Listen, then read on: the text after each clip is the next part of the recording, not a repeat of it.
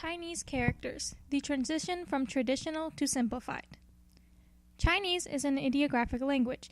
An ideographic language is one that uses written symbols to represent an idea or object.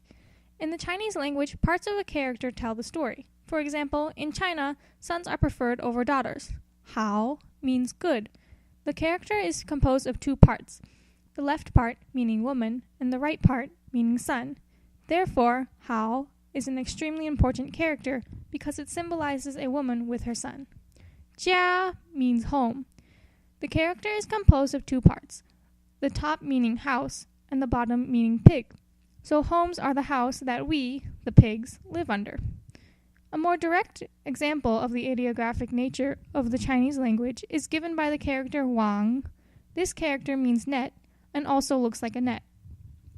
In 1956, the Chinese government wanted to change their language system. The intent of the leaders was to implement mechanisms of social control to control thoughts by replacing them with communist ideology. Given the fact that there are 50 to 60,000 characters, they claimed simplification would help improve literacy rates. Originally, they wanted to get rid of characters and replace them with pinyin, which literally means alphabetical.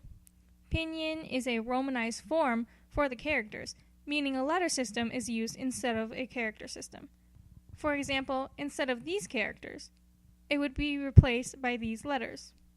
However, changing each character to pinyin was not practical due to the different dialects where the same word is pronounced differently. For example, in Mandarin, the word meaning thanks is pronounced xie, whereas it's pronounced jie in Cantonese. Instead, the Chinese government simplified and removed radicals from characters. Radicals are parts of written characters that give it meaning. For example, nu is a word, but it is also a radical, meaning woman. So if a character has nu in it, then it likely means something relating to a woman.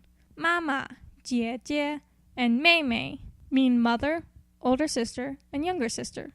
Since radicals give meaning, simplifying and removing the radicals caused characters to lose much of their traditional cultural association. Here are several examples of this. Ai means love, but the radical xin, meaning heart, was removed. So now one loves without a heart. Jin means to advance or enter, but an ancient Chinese character meaning high and lofty was removed and replaced with jin, meaning well. So instead of walking into a high and lofty place, one walks into a well. Qin, meaning close relatives, has the radical jian, which means to see. Instead of simplifying this radical, it was completely removed, so now one has close relatives they can't see. Kai, meaning to open, has the radical men, meaning door. Instead of simplifying this radical, it was completely removed. So now one essentially opens nothing. Chan means to give birth, but the radical shang, meaning life, was removed. So now one gives birth to no life. Chang means factory, but the radical chang, meaning spacious, was removed.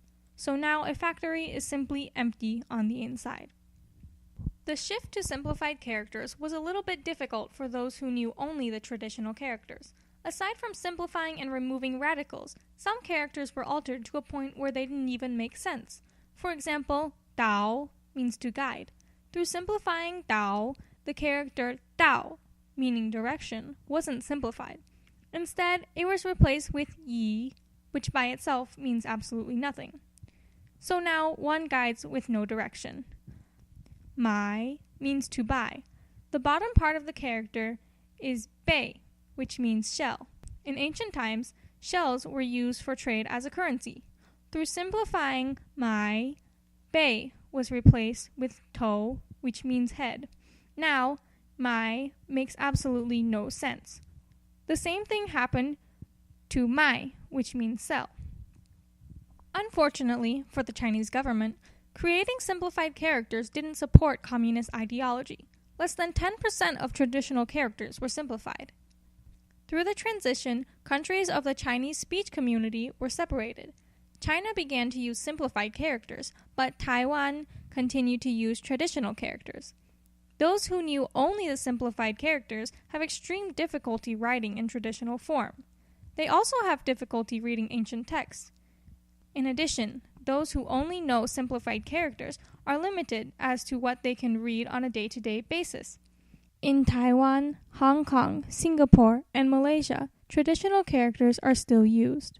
Even in Australia, which has advanced Chinese education, traditional characters are used. Chinese newspapers use traditional characters as well, along with restaurants in Chinatowns and mainland China.